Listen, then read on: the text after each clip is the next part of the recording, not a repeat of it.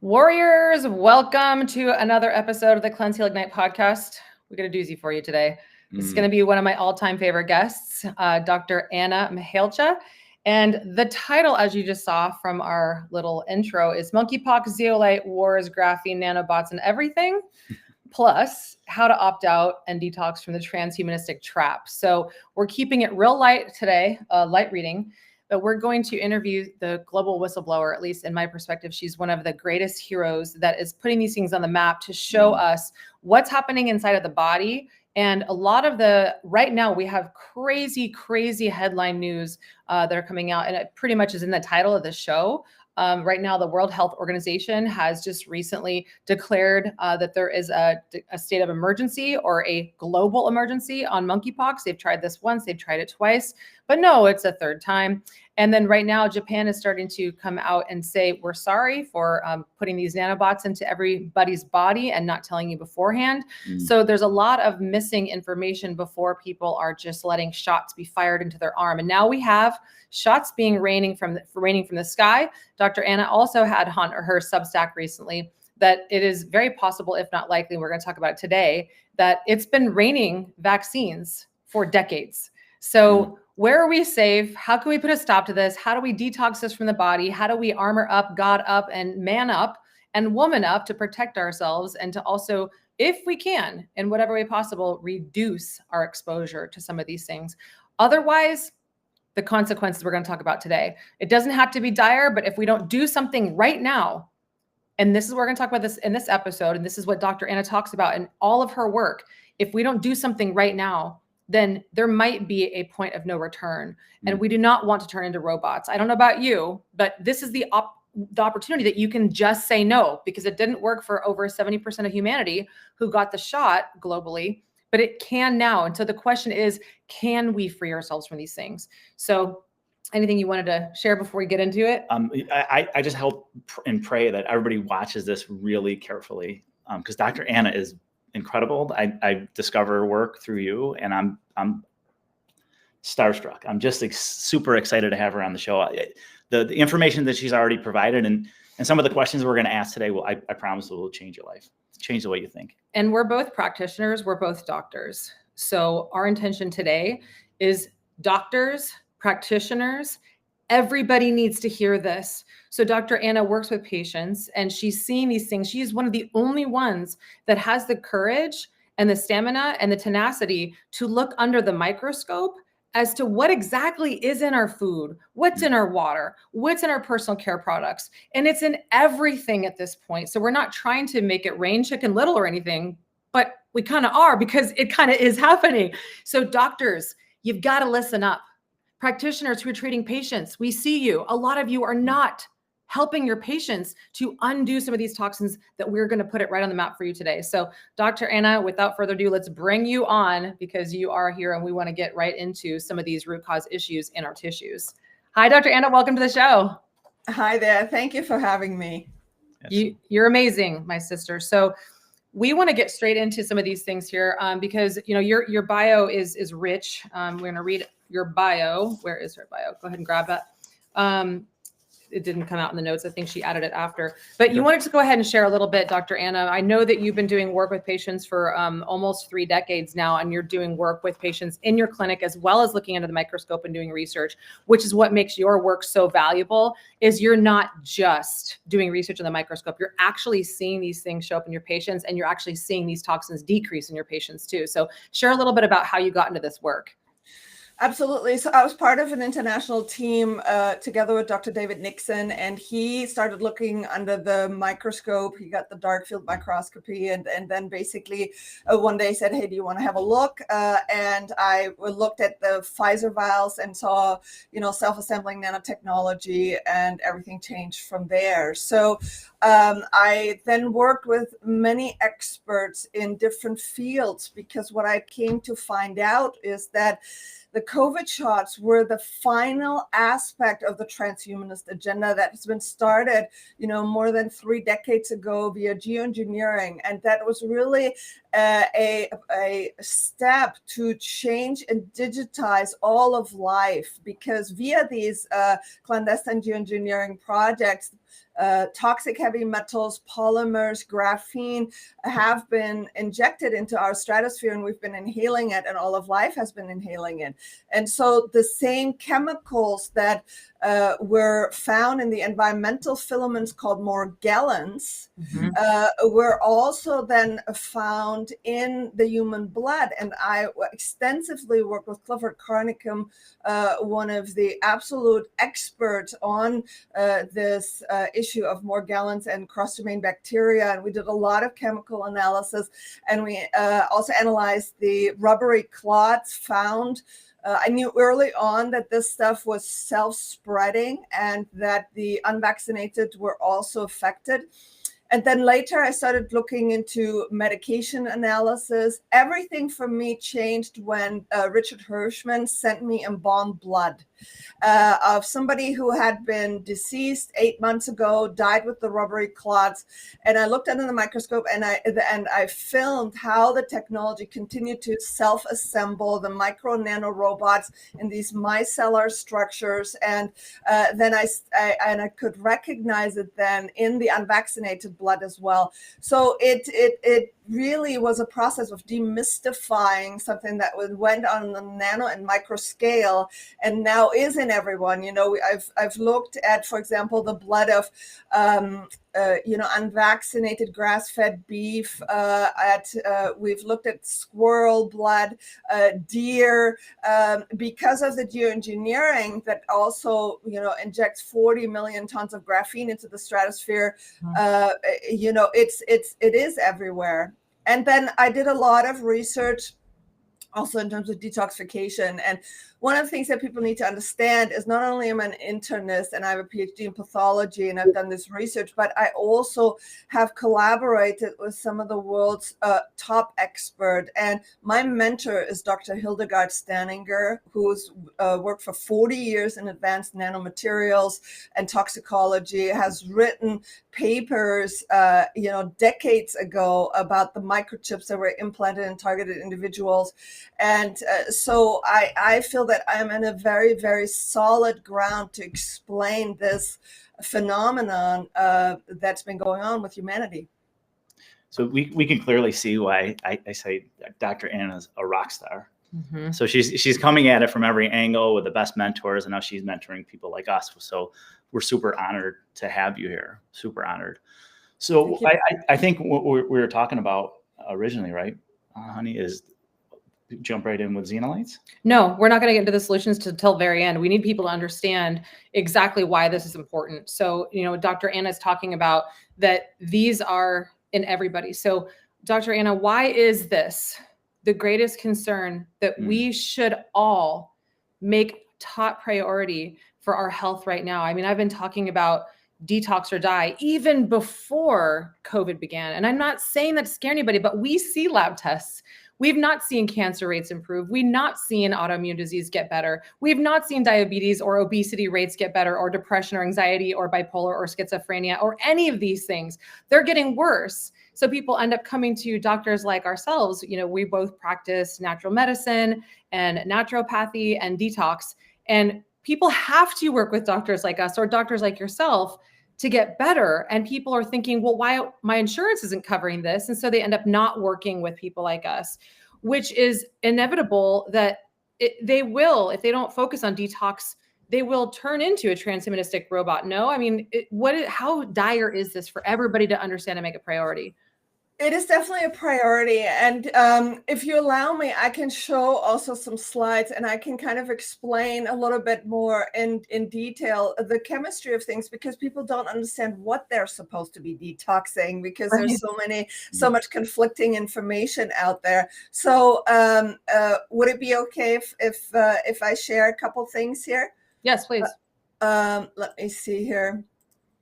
But it looks like maybe it won't allow me to do that, unfortunately. So if Paula, if you can bring up my slides, if you can see, go ahead and go to the next slide. And if you're listening to this on anything that is not video, you're going to want to either pause this and shift over to video, or when you're done driving and you have the opportunity to watch this while you're sitting down or in the sauna or something, so you could see these images. Really important to see what she's talking about.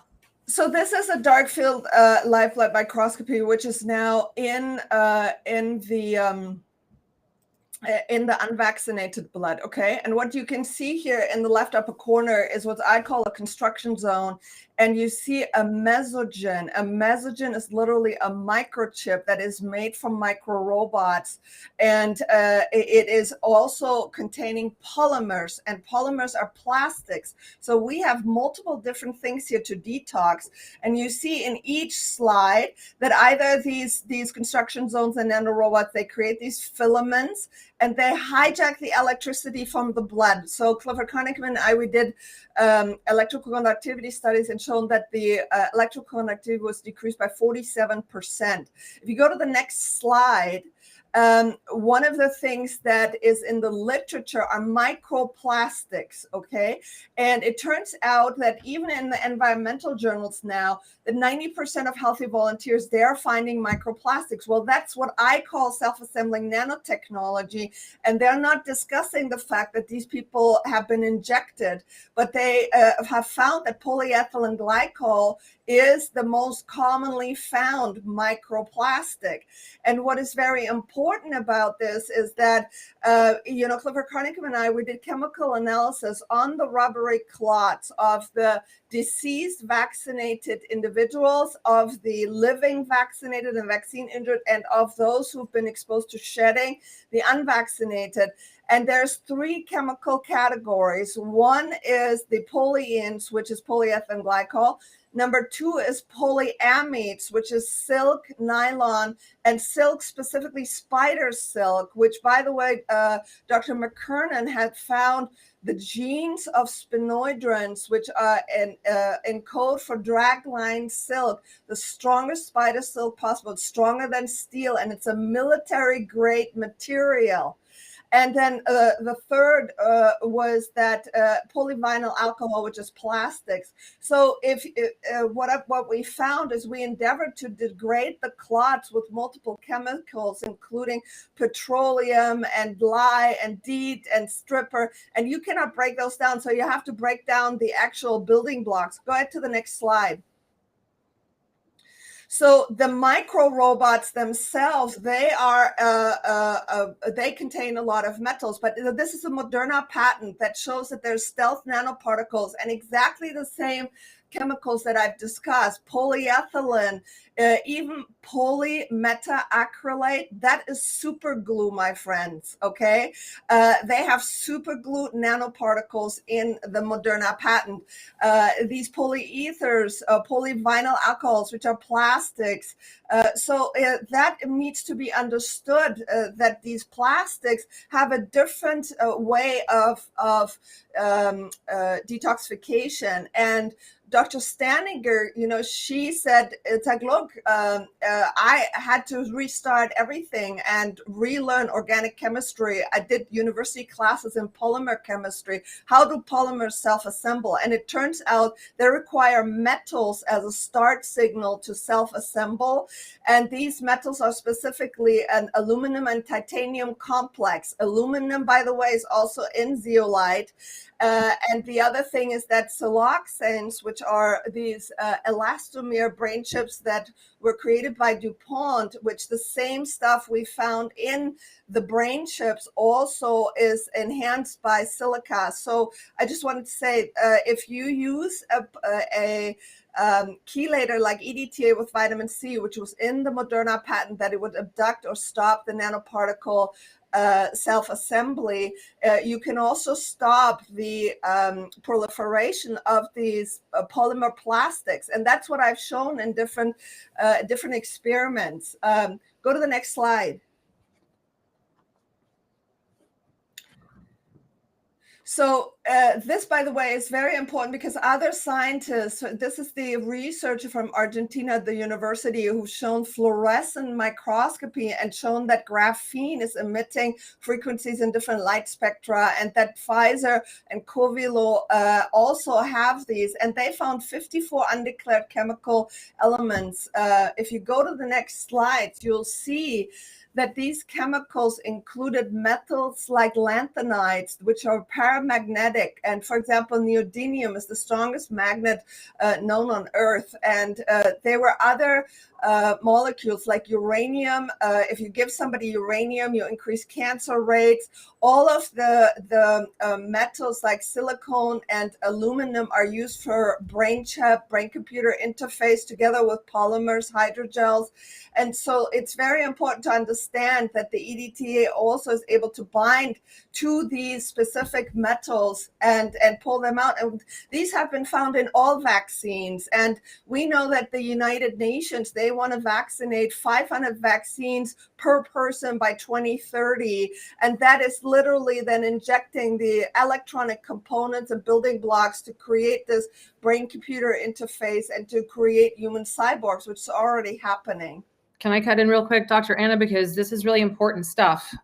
First of all, thank you for putting this all on the map, because and right now there's a push for pets to get vaccinated. I mean, even for my own dog, I have a service animal, and for her to travel across borders, she needs to be vaccinated, or to even be seen to be watched while I'm out of town, they have to be vaccinated. So it's like we're creating this little parallel society, because there is, I look at it like, we're not going to beat their heads down and go, oh yeah, change your mind. I think it's kind of a divisive strategy, where there's those of us who are going, we see the danger, and then people who are seeing that those vaccines save lives. So guys, a big part of your energy suck will also be arguing with people who don't want to, they don't want their minds to be opened or changed.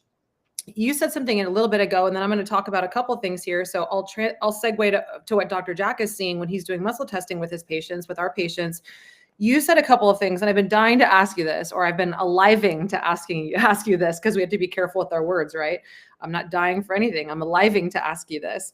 You mentioned that these polypropylenes, right? Like these plastics, these nanoparticulates, is that, first of all, you're seeing them in plastics, you're seeing them, and people think, oh, well, I didn't get vaccinated, or I don't use certain things, so therefore I'm safe, right? But here's what we're seeing in virtually all of our patients in one way or another. If you're out there, and I want to make sure I understand this correctly, Dr. Anna, polypropylene, that's something that is as you mentioned, a thermoplastic polymer resin. And they're actually using polypropylene in things like surgical mesh. So people who are getting hernia meshes or vaginal meshes, there's a documentary out there that's called The Bleeding Edge. I don't know if you've seen that, but it shows that there was a massive lawsuit on people who got these meshes inserted into their bodies. They used to use biological sources like cadavers from humans or cows or pigs, but now they're using these materials, and then they're also using polyethylene glycol. And it's the main ingredient in Miralax, which is being used for colonics if they're getting a colonoscopy. And then also people like I myself, I had a rupture of my Achilles tendon, and I had to have it repaired. And they used Prolene structures, which are known to be made of polypropylene. Are these all the same thing that are being used in us? Or are they different? They're different. So I didn't mention polypropylene. So polyethylene glycol is one, polyamide, which is Kevlar, silk, and nylon, and polyvinyl alcohol, which is plastic. There are other polymer plastics like polyurethane and polystyrene, for example, that have also been found. And so here's the issue. Obviously, these microplastics are ubiquitous now. And the polymers through geoengineering, for example, that have been sprayed, that are polyethylene forms with metals, for example, they then get into the food supply. They get absorbed, because they're nanoparticles by plants. We consume them, and then all of our biological systems are contaminated with them. And so there's many different chemicals. And what I was trying to show on the Moderna patent is that the stealth nanoparticles, there is a list of chemicals. Now, what is the issue with these polymers? When they degrade, they create talents, and talents are endocrine disruptors. They cause cancers, they can cause other things. So there was a study, for example, that showed that the biological degradation products of these polymers release over 9,000 toxic chemicals in the human body. So, and then the other thing is, for example, they did biopsies on myocardial tissue and found that within the myocardium, within the pericardium, within the adipose tissue are now these plastics. So literally the placenta, for example, there were 648 micrograms per gram of placenta tissue of polymer plastics. So we are turning part into this plastic individual, which is part of the soft robotics. And the issue is that the delivery system are not just the polymers, but also the micro robots that are then acting as biosensors. They are sending our information to the cloud, and they are bidirectional, meaning that in the cloud, in the metaverse where our digital self is being created, artificial intelligence is controlling that and can also send other radio frequencies back to us, genetically modify us, mind control us, etc. So this is very, very advanced technology, and it's definitely, people used to say, the doctor said, these are parasites and you need to do a parasite cleanse. No, Dr. Hildegard Standinger had the world's foremost parasitologist analyze these things, and he clearly said this has nothing to do with parasites. These are advanced nanomaterials that are self-assembling. There's one thing you said earlier, Dr. Anna, about people's energy being siphoned to the tune of 46%. And Dr. Jack does muscle testing on people's mitochondria levels. Tell her what you've been finding. Yeah, I'm seeing about 50 patients a week. And when I'm testing the energy within the cells of mitochondria function, I mean, the 1,000 would be like kind of the benchmark, and 0 is like you're not alive. I'm finding people 100 and below, 80, 90% of the time. I mean, even young people that are coming into the office, and I'm finding a multitude of different toxins, pathogens in the body that are causing it. And this is one of the things that we were talking about asking you is like, if you had to say, what are the main things that are causing this energy suck? Can you just kind of reiterate that? Like what you see as causing this 46% decrease in energy? Yes, absolutely. So one of the things that I've been showing are these swarming nanorobots, and I've had a lot of video footage about this on my Substack. Now, these robots in the advanced nanomaterial literature, they energy harvest the human body. They use ATP from our cells, and they use motion. They can use heat, body heat. Yeah, they can use other electrical fields that we are producing to basically be the batteries for them. And so what I've also been seeing is extreme accelerated aging. And when you have this aging process, so what happens obviously is that once you decrease mitochondrial function, you lower the electrical capacity of your cells. That means then you actually increase inflammation, you increase acidity. That means that all diseases of aging are accelerated, be that cancer, dementia, heart disease, etc. And if you do autonomic nervous system function testing, which I do, and I do also a lot of brain regeneration with brain EEG function testing, I've shown, young people like functionally with accelerated aging of like 3 decades, for example. So the strategy in terms of combating that is, number one, the detoxification part, but number two is to give electron donors, meaning high-level antioxidants, to actually recharge these batteries. And we have to be a bit careful because we've done a lot of testing, for example, on electrical current. Clifford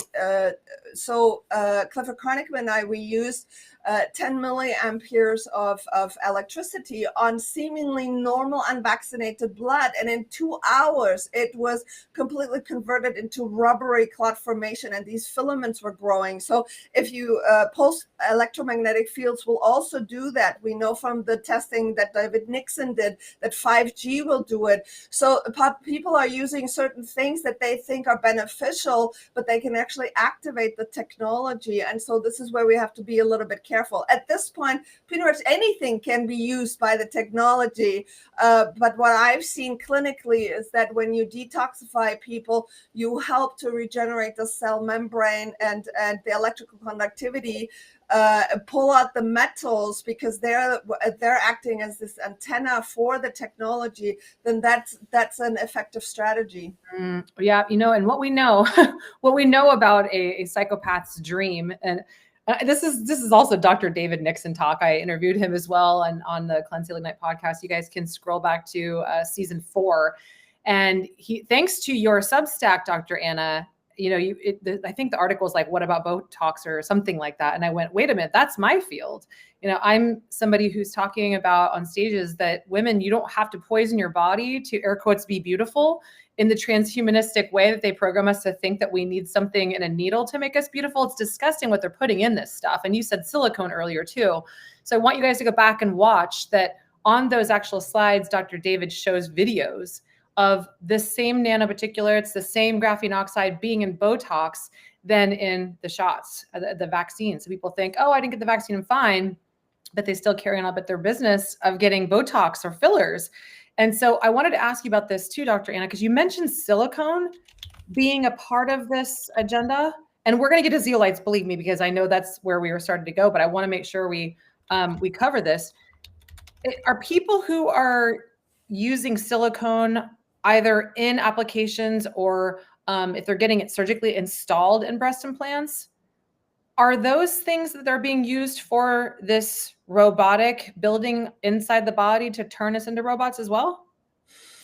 Yeah, so the silicone itself, for example, if you look at DuPont, they are a chemical manufacturer, but also they are making implantable microchips for human use. And they have a elastomer that is made out of siloxane, which is silicone-based. And it has metals in them. It is activated by silica. And it turns out that the chemical composition of this particular microchip is what Dr. Hildegard Stedinger found in 2011 in a targeted individual as a brain microchip. It was a complete chemical match. And so where the warning from her regarding the zeolite came from, this didn't come from me, was, this activates the technology to enhance the self-assembly, particularly of the microchips that I have also filmed now in unvaccinated blood and analyzed and shown there's integrated circuitry in there. So in regards to, there are other researchers, for example, Dr. Janina Hagema from Romania did electron microscopy and mass spectroscopy on the COVID injections.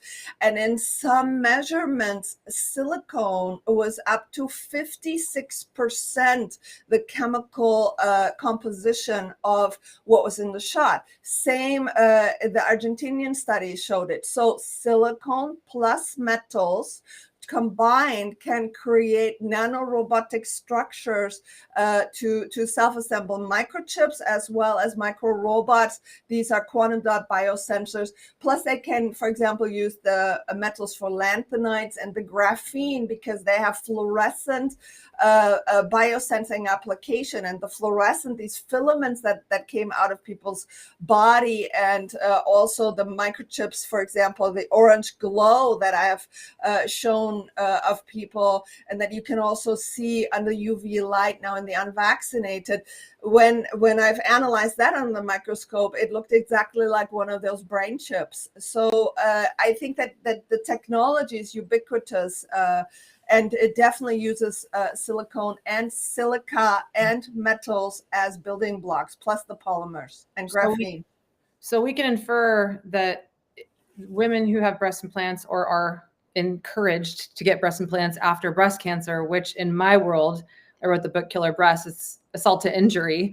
We can infer that the more silicone that you have in your body, the higher the chance that these things can form inside the body because they have the building blocks.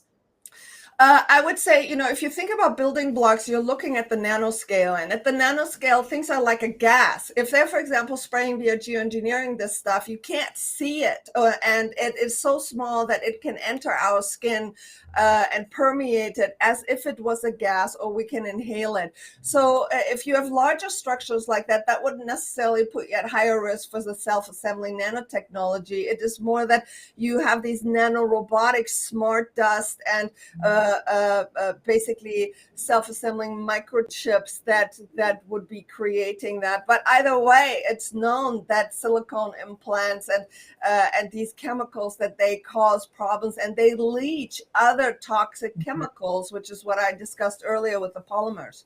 Right. And Dr. Anna, I know a lot of the big thing now is this monkeypox. Would you be able to touch on that and inform people what's coming down the line? Well, I think that what people need to understand is that the political push for bioengineered pathogens to scare people to take more vaccines, their agenda is vaccine driven, because that is directly linked to the technology of digital identity and total mind control by creating these cyborgs. So I have shown on my Substack that there was, for example, in 2021, a tabletop exercise for monkeypox pandemic, just exactly like it was for COVID. And so these things are bioengineered, and it's already been shown by other researchers that monkeypox isn't really a harmful pathogen, but that the issue is that, just as Dr. James Giordano has discussed, they can spray, for example, nanoparticulates of particles that are virus-like. So they are biosynthetic, but they are pathogenic. And they can spray that, and they can cause disease in people, as well as you can frequency activate what's already been installed in people in the shots. We know that many genetic sequences were in that as well. We know of the DNA contamination, the SV40. So I think that part of it is also the propaganda arm of this military industrial complex that is using biological warfare, psychological warfare to control people. But it's all going into one direction, to make people accept more injections, more intervention from big pharma, big military, to inject these stealth technologies for ultimate mind control.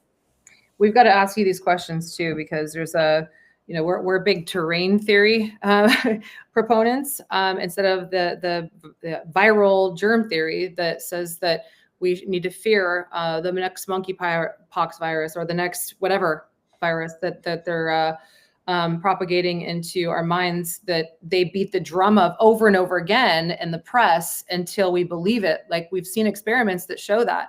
So if you could zoom in a little bit, Paul, on that one. That's the document that you had shared on your recent Substack, that you guys subscribe to her Substack, and you could see what she's talking more about this plan. I saw this document back in 2021 when it first came out. I researched the SPARS document, where it looks like they make it seem like, oh, we're just going to run an experiment. But really, we are the experiment. We are the movie. We have to understand that this is what's happening, is that we are all agreeing to partake in it by strengthening it. So, Dr. Anna, I'd love to get your take on what your thoughts are on what are viruses? Do they exist the way that they tell us? And also, what are spike proteins, and do they exist the way that they tell us? And what are you seeing under the microscope relative to both of them? Okay, so I believe that biological warfare against humanity has been going on for a long time, and that there are genetic inert sequences that can be given to a human, or sprayed on them, or injected on them via a vaccine that can make people sick. But if you look at the history of vaccination, it was the vaccines of all of the poisons that they put in there that actually made people sick. And people have done research that there never really was this Spanish influenza, but that there were symptoms of arsenic poisoning, etc. So I think that humanity has been poisoned for a long time. That the next flu season is being predicted, because they're creating it with the shots at the vaccines that they're rolling out and mind controlling people to take. I was a medical director for the Geriatric Center of Excellence and a very large nursing facility, and it always turned out that when the seasonal flu shots were rolled out, then the older people really got sick and actually got the flus and things like that. So I believe that this is part of this aspect of making people sick as consumers of big pharma. I believe that, for example, that article that I shared of Dr. Hildegard Steininger from 2009, where the polio vaccines clearly has been sprayed via aerial spraying, and that SV40 sequences that are causing cancers were inserted in that. So that's biological warfare. That's somebody in a lab tinkering with a genetic sequence to make it pathogenic. That is not a natural outside virus, somewhere occurring that we need to be afraid of. We need to be afraid of the attack of biological warfare by our governments. Yeah. And then in regards to the spike protein, so first of all, many scientists did not find mRNA in the vials around the world. So they didn't find phosphorus or nitrogens, which is required for all biological molecules to have. And so I'm saying, well, where is the spike protein coming from? Turns out that on the NIH website, Dr. Francis Collins described quantum dot technology that had proteins bound on it that gave the same immune response as the spike protein, and it was self-assembling nanotechnology. And this stuff, can again also be aerosolized and sprayed. It can be put into the water supply. We know from the whistleblower of the 2014 NanoQuell Pentagon documents that basically in 2014, 87% of US population was infected with self-assembling dormant nanotechnology. It was in Pepsi Cola, Darsani water, in Coca-Cola, in the municipal water supply in areas like Seattle, etc. And the plan was to be able to drone activate it via frequency at a later date and cause influenza-like symptoms that would kill people within 10 days. So these military-like projects for population control have been going on for a long time. I want to see humanity without the military industrial pharma complex. I believe that we would live, extensive life if we stop all vaccination programs. We would never have to worry about, pandemics because they're all man-made and created. Absolutely. I believe that. As do I, Dr. Anna, after seeing this for over 10 years now, well, 15 years at this point. Let's start getting to solutions because it's raining toxins. They've been poisoning us like crazy. There's now talk that Bill Gates is going to put the monkeypox in the chemtrails, and then whistleblowers been talking about then at the time that we're inhaling this stuff, then we have 2 years left. I mean, there's things that we could either hide from or we can do something about. And the question is always, well, how do we get them to stop spraying this crap? And so I think that it's our collective inward darkness and repressed fear and shame that is actually projecting this outward darkness as well. I think there's an inside out battle that we all need to look within and go and walk with God. So there's a lot of that stuff. And I think that's a whole other episode, but we wanted to get into some of the solutions because there is, speaking of, and you can chime in on this too, because we have patients, of course, and I know you do too. And we want to hear your opinion on this. There's a whole ivermectin conversation now that they're actually seeing that ivermectin is part of creating the biodigital sensors. And so my thought has always been, well, it's another medication. Therefore, I am suspicious. I think we should all be suspicious. We should all ask questions. So I asked the question of, well, if it's coming from the same candy man that brought to you vaccines, can they possibly make something that's non-toxic that can help us? We've seen that ivermectin can be helpful, but is it as helpful as they say it is? There's a lot of talk on that, and then we can talk about zeolites next, but what was your perspective on that you wanted to ask her? When I'm using it in practice, and I've seen people that came in with ivermectin use for a long time, when they started using it, it was working and no longer. It's not clearing what it's supposed to clear in a fast enough rate, especially different types of parasites, like your bigger parasites and your hookworms and roundworms. not clearing the eggs like I think it used to.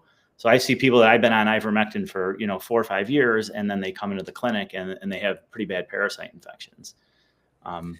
Well, so I think, again, what is important to understand is that if you don't treat the cause, for example, the technology, then what you're going to have is a progressive sensitivity for all diseases. It doesn't, all of your chronic infections that are latent, be that Epstein-Barr, Lyme, chronic fatigue syndrome, all of that is going to flare up if your electricity and life force is going to be hijacked.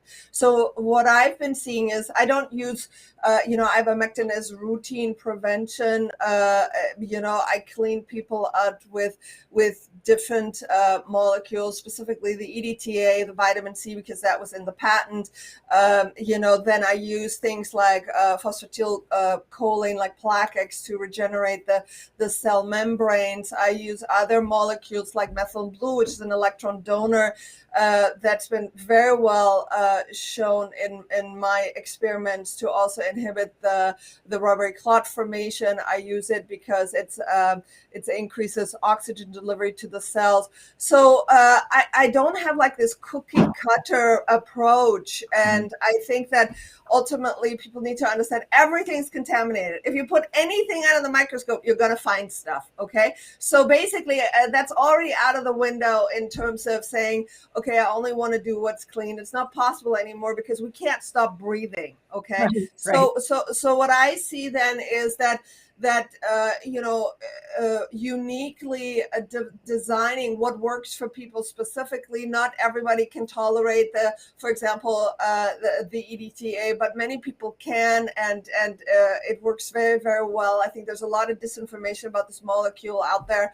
But also other things, like, for example, Dr. Hildegard Steininger talked about the essential oils. I use them in my practice, lemon, grapefruit, and cinnamon combination in veggie capsules swallowed. And the reason was to actually bind and dissolve the microplastics in the gut, because that's where they're coming from. If you're eating meat, we found these micro robots even in dental plaque, for example. And for example, lemon oil has been shown to dissolve polystyrene, styrofoam cups. You can just dissolve it. Then I use other things, like definitely chlorophyll and humic and fulvic acid that's been shown to detoxify graphene and the help with embryonic even toxicity. So there's multiple molecules that are very helpful for the cancers. I recently found this article that basically the galactin pathway is activated through lipid nanoparticles, and you can inhibit that with curcumin and berberine. So that's helpful for cancer prevention, and I use it in my cancer patients. And you just work with people one-on-one and see what actually is helpful. But if people get sick, I still see ivermectin very, very useful. Okay. So that's one of those ones that I wanted to cross off the list because so many people have been talking about that as being the possible next one. And there's a lot of other ones that we can talk about. I want to make sure we do hash out the whole zeolite wars conversation. I said this 3 years ago and I started hearing people go, my zeolite's better than your zeolite. And I was like, wow, everybody's bashing each other. Let's come together and talk about how these things can maybe help and share information. And there's some people who are open to hearing this and some people who just don't want to hear it because they make a lot of money selling zeolites. So I do want to make sure we're very clear on that. So the practitioners who are hearing, because we are educators to other doctors and practitioners, and we want to make sure we pass the baton on this too. So what are your thoughts on this? I know you mentioned it earlier, Dr. Anna, that zeolites are helping to build it. Is there any time that zeolites can be beneficial? Like we use fulvic and humic acid in one of our formulas that has the zeolites attached to it as well. So is it pretty much blanket across the board that no matter what it is, if it has zeolites in it, you've seen it to create these structures? So what I want to just clarify is I am one practitioner and I hold close to my own ethical integrity of what I know. And so therefore, because of my own soul, I will never recommend something that I think could cause a problem, or that people who have extraordinarily more experience in certain fields have discussed and shown that are not helpful. And so this is why I was saying that I am not interested in any political war or anything like that. Do whatever the heck you want. But I have looked at the literature. I've looked at the chemical composition of these microchips. It clearly says on the DuPont website, activated by silica, and then, there are some other groups that are doing some very advanced research that are confirming what I'm saying. And there's more information going to be coming out about that. But either way, I think, as practitioners, you have to figure out what works for you, do your own research. I don't recommend it based on, Dr. Hildegard Staniger's recommendation. And, Clifford Carnicom also never used zeolite because of the chemical composition. But I am not interested in, ruining anybody's business or anything like that. Whatever you see fit, please go ahead. Can you tell me about your protocol with methylene blue? I mean, are you stacking that with anything, hyperbaric, red light therapy? Yeah, how much would we take a day? Things like that. So because I do a lot of cognitive age reversal, because I see people, with severe brain fog and accelerated brain aging. So I use somewhere around 50 milligrams. Sometimes I go up to 100 milligrams in my patients. It depends on the case and how severe their issues are.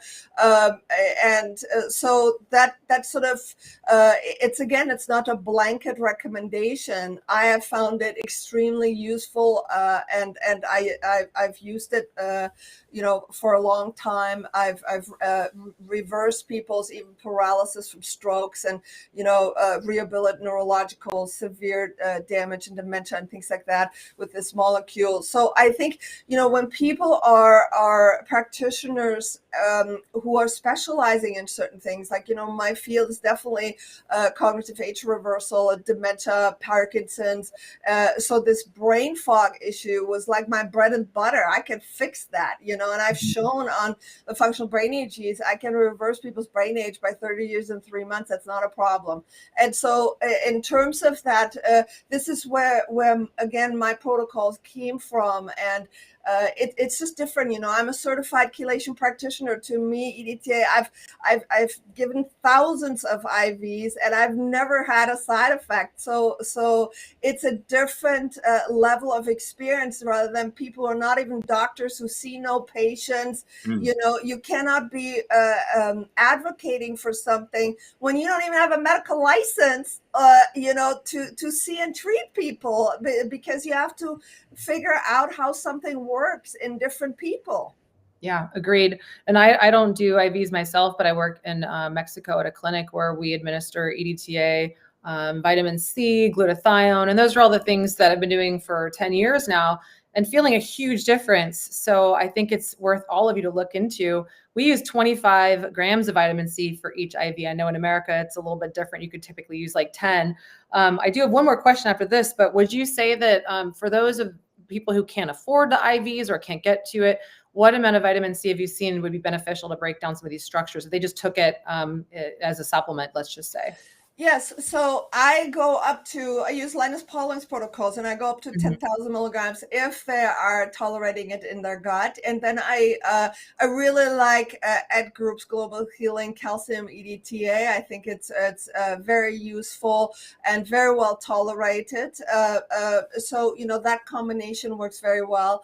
And but then there's also other things in regards to, you need to make sure that the nitric oxide level is adequate, because the microbiome requires that to break down graphene. You need to make sure that the hormone levels are adequate, because there's so much endocrine disruption. If your thyroid function isn't working, if your DHEA isn't adequate, then your entire cascade of age reversal isn't going to be working. So I work very comprehensively in terms of looking at people from the functional level on all of these areas. So I think it's important to kind of look at people more holistically. Agreed. All right, we got to start wrapping up, but I know we had somebody who sent a question, and we really didn't get to talk about spike proteins and your perspective on that. So maybe as our last question and thought here, Dr. Anna, you could speak to the spike protein, whatever that is, and answering this question. Go ahead. So in the, I'm sorry, go ahead. Oh, there was a question we were kind of wrapping it up with. Can you speak about shedding as detailed? Yes. So in terms of the spike protein, so again, initially everybody was talking about the fact that the spike proteins are what causing the damage. However, if we didn't find mRNA, how can everybody have spike proteins? And what I've seen in the literature and what Karen Kingston has also shown is that these spike proteins are actually advanced nanomaterials that can be modified with electrical fields. And so I have personally looked at people's blood, right after COVID, and they had this in their blood, which are these polymers and the extreme rouleau formation, which you can easily reverse with the IV chelation or vitamin C, etc., within a couple of days. And I still use the ivermectin as well. So at this point, I just globally treat with these antioxidants like I discussed. I still use the ivermectin when people get sick. And then what was the second question? Oh, shedding is absolutely real. He's concerned about that. Yeah. Yeah. So everybody is contaminated. So the vaccinated people, they will never stop shedding. The recent Korean study by my colleague, Dr. Youngmin Lee, clearly shows that the nanotechnology continues to self-assemble. They incubated it for over 2 years and it continues to grow. She's shown that people, for example, men who had 3 injections several years later, in their semen, the self-assembling nanotechnology can still be found. She confirmed that there's 3 to 4 million nanoparticles per milliliters in Pfizer and Moderna vials. And then the other thing is that basically the Pfizer document shows that if an unvaccinated man inhales the air around a vaccinated woman, that man can spread the vaccine to another unvaccinated woman just by inhalation. And so we've looked at all body fluids. So this self-assembling nanotechnology is in saliva, in sweat. It comes out of your skin. I filmed the filaments that are coming out of people.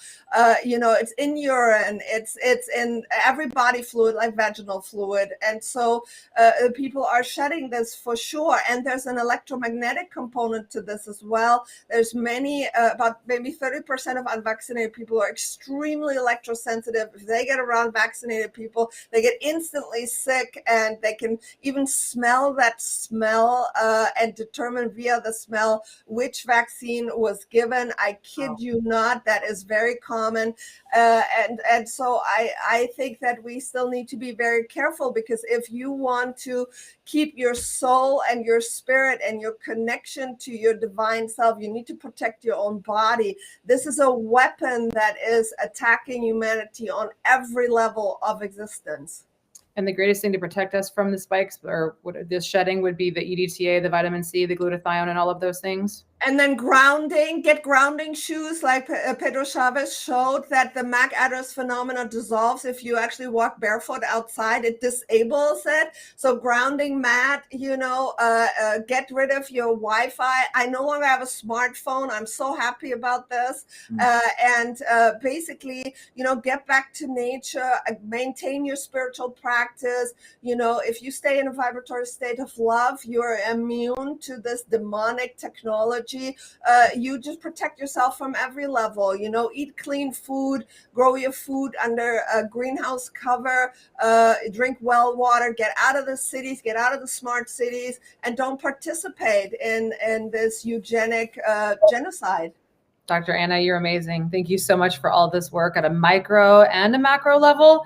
And from the light, the frequency, and the real medicine that you're still keeping alive and in vogue, and for sharing it with us so that we can share it with all of our practitioner friends and all of our patients. So thank you for being here. You guys stick around. We're going to wrap it up for today, Dr. Anna. Hopefully we could have you back on. Thank you.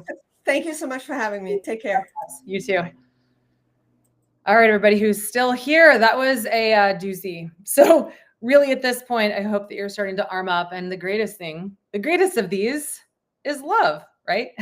So oxytocin, Dr. Jack and myself on our last week's episode, if you go to cleansehealignite.com. Basically, Dr. Jack was hitting the table the entire time, and I was making fun of him. So a little bit of laughter doesn't hurt with the love, right? Oxytocin is amazing. And, we're going to talk about more things like PEMF on the show, other things that drain your immune system like mold.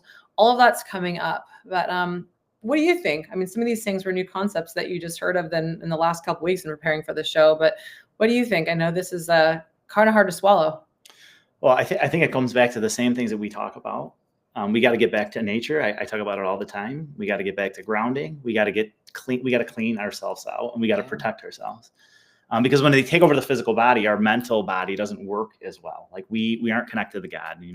That's what we got to go back to. We got to get back to detoxification. We got to get back to drinking clean water, having filters in our house. We're not breathing the crap all the time. I mean, there's been several times we were just outside for an hour and we must have got sprayed with something. And we both have like a headache, what just happened. Yeah. So LED lights. LED lights. I mean, it's happening. So, shut the internet off. I love shutting the internet off. I feel it immediately. Get rid of the Wi-Fi. Don't let that light up your body and feed these Well, particles. You can't get rid of the Wi-Fi. You have to give them realistic steps, like turn it off at night. I do. Turn it off every night. Yeah. He's an extremist. I'm like, but wait, people are not going to turn it off. They're going to need it during the day. So, we talk about all this stuff in the VIP group, which we're going to actually move over to there right now.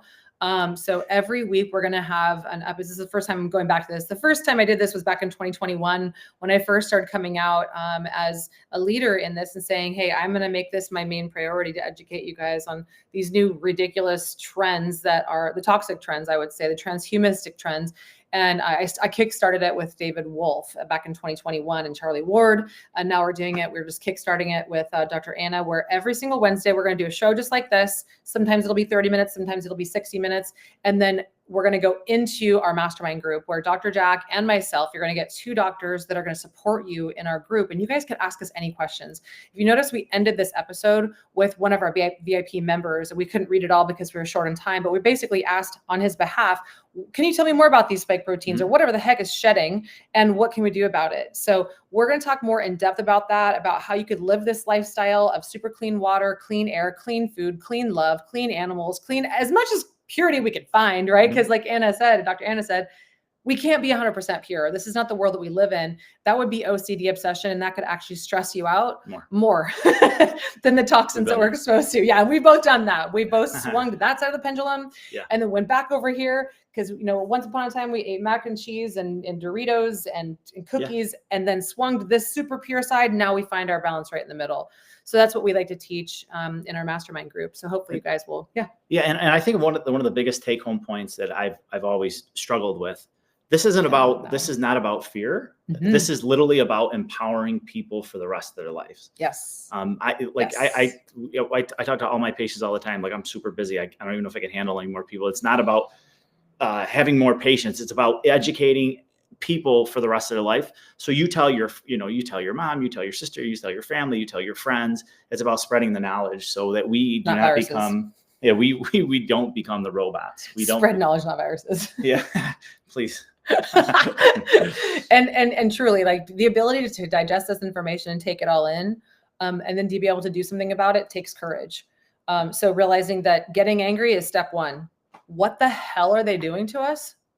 Really? And then not turning away and doing nothing and pretending like you didn't hear it, but hearing it and going, and now I have to do something about it. Just like Dr. Jack said, telling your friends, telling your family members. And we are only 2 people. We can only help so many people at one time. And so typically our practices are full. We have wait lists. And so the way that we help more people is in our mastermind group. So you could join that, DianeKaiser.com/VIP. We're going to go into that group right now and we're going to answer all of your questions. So if you have any from this show and other ones and beyond and how to live this lifestyle and specific questions relative to you, we're here to help you make it happen, because the food pyramid is junk. We're teaching the real food pyramid. So this is the polarity of it that we're going to talk about. And if you're listening to this and you want to become a patient and talk about these detox protocols and addressing parasites and strengthening your immune system and lifting back up your energy and your mitochondria from 10%, which is the average that he sees, your 10% battery on low on your phone, and leveling that up to at least 50%, That's what we do, because it's not a deficiency in Red Bull. It's not a deficiency in coffee. You're not just getting old. It's not just your hormones hate you. It's not just your genetics. This is a war on humanity, and it starts with toxicity. And that's what we want to first start addressing that for you guys. So see you in the VIP group. Thank you guys for being here. Thank you for sharing this episode. And if you're a practitioner, it's really important for you to start employing these things in your practice with your patients, because these things are the weapons that are making people very sick. So make sure that you're incorporating this into every one of your protocols. If you're wondering about how to become a holistic health coach and detox certified coach I teach in the ministry, go to dianekaiser.com and click on programs. You will see the Chi Holistic Health Coach course there, and you'll get certified. And I teach all of this in the course so that you can do that yourself. Cool. See you in the VIP group. God bless. God bless. Bye, guys. See you next time. Thanks for tuning in to today's show. If this episode really tugged at your soul and you're ready to have your personal breakthrough, we would love to have a heart-to-heart with you to get you crystal clear on 3 things. What do you want? What's standing in your way? And how do we get you to your soul goal in the fastest time possible? Visit my site, dianekaiser.com/call to schedule your free 1-hour connection session with one of our warriors to map out exactly how you want to look, feel, and live. We've helped thousands of warriors just like you all around the world free themselves from the symptoms and suffering they never thought possible. And you just might be our next success story. Talk soon.